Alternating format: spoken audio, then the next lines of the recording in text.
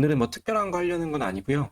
월요일이다 보니까 먼데이인지 형성되는 거 과정에서 어떻게 시나리오를 짜면 좋은지랑 최근에 이제 예전이랑 조금 수급 파악하는 거가 달라졌다라고 생각을 해서 수급을 어떤 식으로 파악하고 있는지를 설명드리려고 해요. 그래서 먼저 수급 동향 체크하는 걸 어떤 순서대로 제가 시퀀스대로 하고 있는지를 좀 보여드리고 그 다음에 최근에 그래서 그 수급 파악에서 어떻게 매매했었는지 그리고 오늘 먼데이인지 형성 과정에서 생각하고 있는 시나리오가 뭐인지 이런 걸 좀 짚고 넘어가도록 하겠습니다.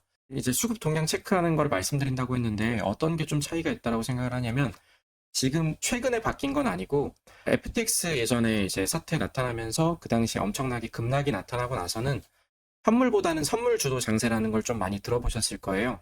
그래서 선물이 가격을 뭐 상승하거나 하락하는 걸 견인을 하고 현물이 뒤따라오는 거를 들어보셨을 텐데 최근에는 선물이 아니라 이제 현물 주도 장세라는 얘기를 좀 많이 다른 데서도 들으시거나 보셨을 건데 그런 게 어떤 걸 의미하는 거냐면 CVD라는 건 우리가 매수세 마이너스 매도세이잖아요. 그러니까 매수 거래량 마이너스 매도 거래량을 델타 한걸 쭉쭉쭉쭉 이렇게 누적시킨 걸 CVD라고 해요. 근데 이 현물 CVD는 보면 매수 거래량이 늘면서 이렇게 쭉 강하게 증가한 기울기를 볼 수가 있어요. 이게 언제냐면 지난주, 지지난주에 하락하면서 38K 근처 왔다 갔을 때의 시점이에요. 그래서 여기서 쭉 하락 나왔었고 현물 CVD도 하락하면서 ETF 이후에 매도세가 계속 나타나면서 쭉 하락했던 거고 이 38K를 근처를 하락한 다음에 반등이 이제 오늘까지도 쭉 이어졌던 건데 반등이 이어지는 과정에서 보시면 이 현물 CVD는 좀 강하게 상승한 반면에 선물 CVD는 조금 약하게 상승한 걸 보실 수가 있을 거예요. 그러니까 이게 어떤 거냐면 ETF 승인의 전까지는 어느 정도는 그 직전 말고 한참 전까지는 선물이 현물을 조금 견인한다. 선물 주도 장세다라는 게 많았었는데 결국에 ETF가 현물 기반의 거래이기 때문에 우리가 FTX 이후에 아시아장으로 조금 주도 장세가 넘어왔었다. 그래서 아시아 마켓 시간에 우리 시간으로 한국 시간 낮 시간에 조금 변동성이 많이 나타나던 때가 있었거든요. 그걸 생각해 보면 FTX 터지고 나서 주된 거래소가 결국에는 바이낸스가 잠시 동안 이제 좀 더 우위를 잡았었단 말이에요. 창펑도 결국에 그런 것 때문에 FTX에 이제 협조하지 않았던 것도 있을 거고 그러면서 이제 아시아 쪽으로 조금 주도 장세가 넘어오지 않았나라는 분위기가 있었고 결국에는 ETF는 미국에서 현물 ETF가 승인이 되면서 현물 위주로 장세가 넘어오고 또 그 ETF 승인하기 전에 미국에서 결국에 바이낸스를 엄청 털었죠. 엄청 털면서 바이낸스에서 미국 쪽으로, 그러니까 아시아 계열에서 미국 쪽으로 코인베이스 계열로 좀 주도 장세를 가지고 오려는 흐름이 있었고, 물론 아직까지도 바이낸스 거래소가 거래량은 가장 많지만 그런 분위기가 좀 바뀌었다라고 생각을 하시면 되는데요. 무슨 얘기를 하고 싶냐면 그 ETF 이전에는 아시아 주도 장세가 어느 정도 나타났던 때가 있었다라고 하면 ETF 이후에는 그게 미국 주도로 해서 NY 마켓, 뉴욕 마켓 쪽으로 해서 변동성이 많이 나타나는 주도 장세가 좀 넘어왔고 그리고 그전에는 선물 위주의 주도 장세가 나타났었다고 하면 지금은 ETF 전부터 해가지고 현물이 움직이는 방향에 따라서 선물이 어느 정도 견인되는 현물 주도 장세로 좀 넘어왔다라는 말씀을 드리고 싶은 거고요. 그걸 볼 수 있는 게 이 CVD 흐름에서 가격이 하락한 다음에 반등할 때 현물 CVD가 먼저 강하게 반등하고 그거에 따라서 선물 CVD가 반등을 하면서 제가 드린 말씀을 조금 근거 삼을 수 있다는 걸 얘기를 하는 거고요. 이게 왜 중요하다라고 생각을 하냐면 최근에 제가 이제 수급 동향을 볼 때 현물 주도 장세이기 때문에 결국엔 현물 CVD를 먼저 파악한다라는 걸 말씀드리려고 이 앞에 조금 우구절절 좀 설명을 드린 거고요. 그래서 현물 CVD를 볼 수 있는 방법은 저 같은 경우에는 파이어 차트를 이용하기 때문에 파이어 차트라는 건 바이낸스 현물을 기준으로 해서 머테리얼 인디케이터 사에서 보여주는 차트예요.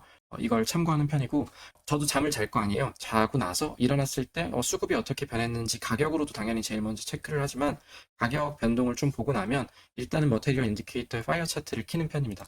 그리고 나서 비트코인의 현물 CVD가 어떻게 변동됐는지를 좀 보는 편이에요.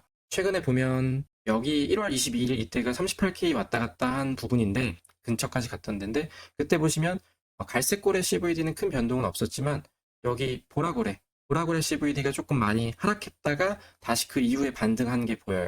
그래서 결국에는 가격에 영향을 미치는 방향을 결정하는 게 CVD니까 그러니까 매수 거래량이랑 매도 거래량을 통해서 매수세가 우위인지 아니면 매도세가 흡수되는지 이런 걸 보는 게 CVD이기 때문에 그걸 보는데 이 파이어 차트를 보는 이유는 가격 금액 집단별 CVD를 볼 수 있기 때문에 그걸 참고하는 편이죠. 그래서 각각의 이 금액대별 거래량을 집계한 걸 봤을 때 좋은 점은 그냥 개인들이 조금 사고 팔아가지고 이게 CVD가 올라가는 건지, 그러니까 개미들이 다 따라붙어가지고 CVD가 올라가는 건지, 또는 강하게 이제 고래라던가 세력들이 크게 거래를 해서 이게 장세를 주도할 가능성이 있는 건지, 그러니까 반등이 나올 가능성이 있는지 이런 걸 볼 수 있기 때문에 CVD를 파이어 차트에서 참고하는 편이고요.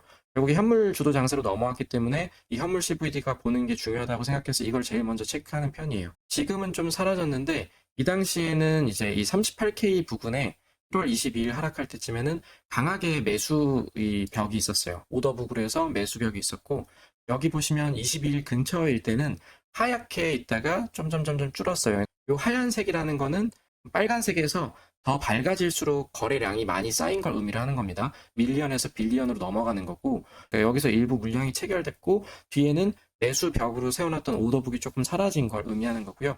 이때 봤을 때 38K는 단기적으로는 지지가 나타날 거라고 생각을 했던 이유가 완전히 38K까지 안 간 상태에서 이 38K에 오더북이 대량으로 쌓여 있었기 때문에 지지가 나타나겠다라는 생각을 하나 했었고, 그리고 이 당시에 CVD를 보면은 22일 지나고 나서 23일 정도부터 해서 갈색고래, 보라고래, 그러니까 전반적으로 해서 금액 집단별 CVD가, 현물 CVD가 상승하는 걸 보면서 수급 반등이 나타나겠구나라는 생각을 했었고요.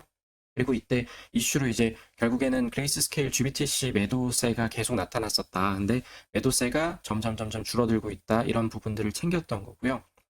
그리고 나서 이제 제가 주기적으로, 그러니까 루틴하게 좀 보는 거는 이 현물 CVD를 그리고 선물 CVD를 같이 코인얼라이즈에서 보는 편이고요. 어떤 개념이냐면 파이어 차트에서 현물 CVD가 올라오는 걸 체크를 했어요. 그리고 나면 제가 거래를 하는 건 결국에 선물이기 때문에 선물 CVD가 따라오는지를 이걸 좀 자세히 같이 보는 편입니다. 지금 여기서 보면 어느 정도 약간 고점이 살짝 낮아지면서 큰 변동은 아니지만 횡보하고 있잖아요. 그럴 때 선물 CVD도 같이 횡보하는지, 또는 현물 CVD가 횡보하는 중에 선물이 혼자 고꾸러지는 경우들이 있어요. 그러니까 매도세가 좀 더 많이 나오면서 먼저 매도를 치는 경우들이 있거든요. 그렇기 때문에 선물에서 매도 거래량이 많이 나타나는지를 코인얼라이즈에서 한번 체크를 한다고 생각하시면 되고요. 그리고 나서 보는 건 뭐냐면 이결제 약정을 결국에는 많이 보는 편인데, 이결제 약정이라는 건 포지션을 보유한 롱 포지션과 숏 포지션 인원들이 오더를 낼 때 그 오더가 서로 매칭될 때 한 쌍에 한 개의 미결제 약정이 있다라고 하는 겁니다. 즉 미결제 약정이 늘어난다는 건 숏 포지션만 늘어난다고 해서 생길 수 있는 게 아니고 롱 포지션과 숏 포지션이 서로 내는 오더들이 매칭이 돼야지 미결제 약정이 늘어나는 거예요. 제가 현물 CVD랑 선물 CVD를 본 다음에 미결제 약정을 보는 이유는 이게 지금 오늘 이 시점에서 롱 포지션과 숏 포지션이 많이 쌓여 있는지를 좀 본다라고 생각을 하시면 돼요. 만약에 이 지지 구간까지 미결제 약정이 하락해서 내려가 있다는 건 어떤 의미냐면 이때 결국에 펀딩 레이트가 양수값이잖아요. 그러니까 롱 포지션이 어느 정도 일정 부분 많은 상태에서 그만큼의 숏 포지션이 못 따라오는 상태인 걸 의미를 하는 거예요. 그러면 롱 포지션 입장에서도 선물은 결국에 제로섬 게임이기 때문에 얘들이 가격 상승을 일으킬 때 청산되면서 손실을 제공해 줄 수 있는 숏 포지션이 있어야 되는데 숏 포지션이 없어서 미결제 약정이 낮다라는 건 가격 상승을 강하게 일으키기가 어렵다라는 거예요. 그러면 이렇게 미결제 약정이 낮은 상태에서는 올라가긴 올라가더라도 가격 변동성이 한 번에 크게 나타나지는 않겠구나라는 걸 생각할 수 있는 거고, 반면에 이렇게 미결제 약정이 급하게 올라가 있는 상태에서는 CVD 방향에 따라서 롱이든 아니면 숏이든 청산이 크게 나타날 수 있는, 가격 변동성이 크게 나타날 수 있는 상태니까 내가 포지션을 잡음에 있어서 좀 주의를 해야겠구나, CVD를 좀 더 주의 깊게 봐야겠구나를 생각할 수 있는 거죠. 그거랑 더불어서 이렇게 결국에 보면 미결제 약정이 올랐다가 청산되고 하는 과정에서 지지를 일으키는 구간들이 있어요. 이렇게 지지를 일으키는 구간들은 결국에 이 이상으로는 청산을 안 시킨다라는 걸 의미를 해요. 가격이 움직이는데 청산을 안 시킨다라는 건 어떤 거냐면 세력의 물량이 청산되지 않도록 하기 위해서 세력이 지키는 가격대의 미결제 약정이라는 걸 의미를 합니다.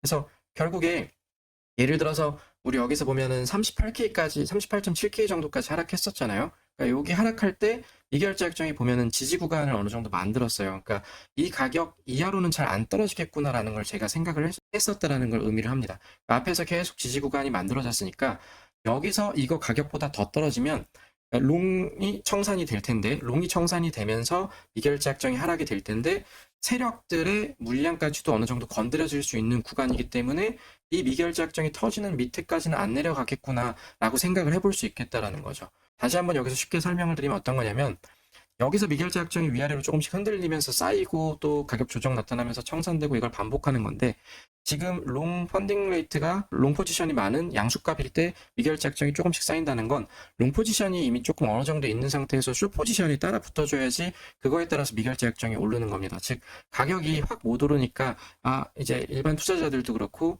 따라 붙는 거죠. 숏이 여기서 못 올라갈 가능성이 높겠다, 조정이 나올 가능성이 높을 것 같은데 가격 행보가 길어지니까 숏 포지션이 조금씩 따라 붙으면서 미결제 약정이 오를 거고, 그럴 때 만약에 세력이 방향을 위로 결정하면서 매수 거래량을 높이면 CVD가 상승하면서 이 미결제 약정이 올라있는 상태에서 숏 포지션을 청산시키면서 올라가겠죠, 가격이. 그런데 여기까지 올라왔는데 가격은 계속 흐지부지하고 CVD가 현물로도 수급이 안 들어오고 선물도 그거에 따라서 CVD 견인이 되지 않으면, 그 상태에서는 다시 미결제 약정이 이 아래 구간까지 나타날 때까지 롱 포지션을 조금 청산시키면서 따라붙은 롱이나 아니면 숏을 흔드는 과정이 있을 수 있겠구나라는 걸 생각을 해볼 수 있는 겁니다. 그래서 선물 CVD까지 보고 나면 미결제 약정을 보는 편이고, 미결제 약정을 가지고 지금 변동성이 나타날 시점인지 아니면 위로 뚫을 걸 대비해야 될지 아래로 좀 조정을 줄 걸 대비해야 될지 이런 걸 좀 챙겨보는, 그러니까 시나리오 짜는데 이런 유동성이 들어온 상태냐 아니냐를 좀 본다라는 거예요.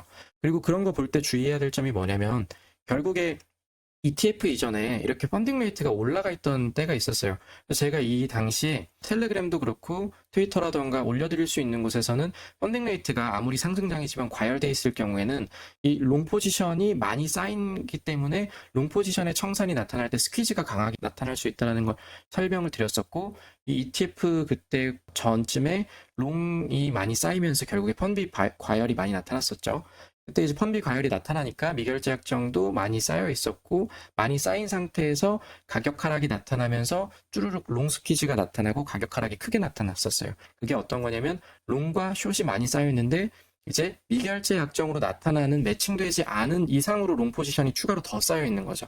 그러니까 이 상태에서 만약에 세력이 방향이 CVD를 매도 거래량을 높이면 이 많이 쌓여 있는 롱 포지션이 겹겹이 쌓여 있으니까 숏 입장에서는 엄청나게 수익 내기 좋은 물량들이잖아요. 그러니까 걔들을 청산시키면서 엄청난 롱 청산을 일으키면서 스퀴즈가 한 번에 쥐어짜면서 가격 하락이 나타난 거죠.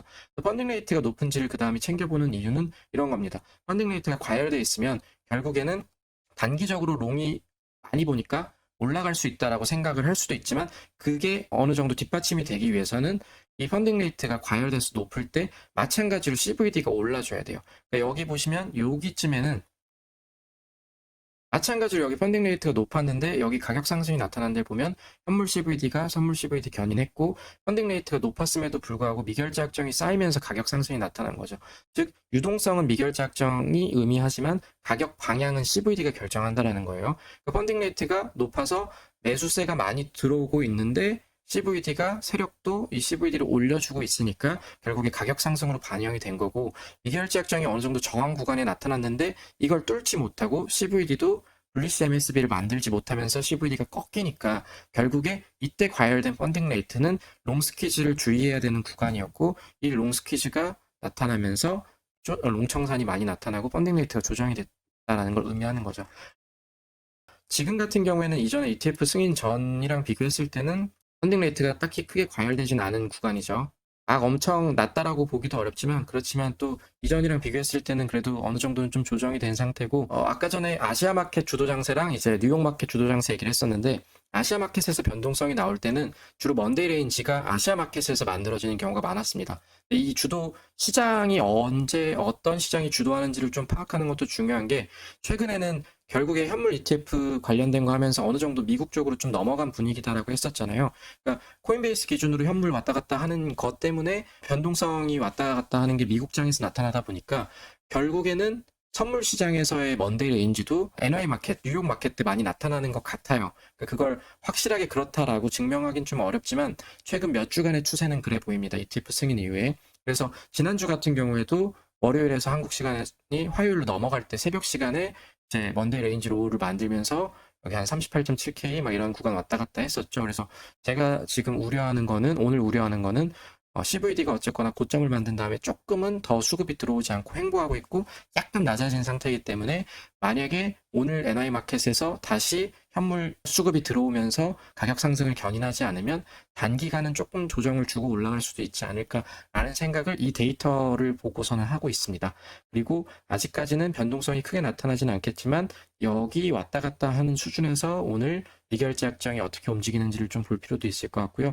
아마 44K를 넘으려면 결국에는 미결제 약정이 여기 최근에 고점 구간을 돌파를 해야 된다라고 생각해요. 그러니까 그만큼의 숏 물량이 쌓여야 숏 물량이 같이 쌓이면서 미결제 약정의 매칭이 올라가줘야 롱 포지션도 가격을 올리면서 수익을 낼 수 있는 구조기 때문에 미결제 약정이 여기를 좀 돌파해줘야 44K를 넘을지 안 넘을지 이걸 좀 볼 수 있을 거라고 생각을 하고요. 그래서 수급 보는 최근 시퀀스는 근거는 현물 ETF 때문에 미국 장세로 어느 정도 좀 넘어간 것 같다. 그 다음 현물 ETF 관련해서 시장이 주도 장세가 선물 주도 장세가 아니라 현물 주도 장세로 왔기 때문에 현물 CVD를 먼저 체크하는 게 좀 좋은 것 같다. 그래서 현물 CVD를 보기 위해서 코인얼라이즈에서 전체 평균적인 동향을 좀 보는 편이고 파이어 차트에서 개별 집단, 특히 이제 고액 집단의 흐름이 어떻게 나타나는지를 챙겨보는 편이다라는 걸 설명을 드린 거고요.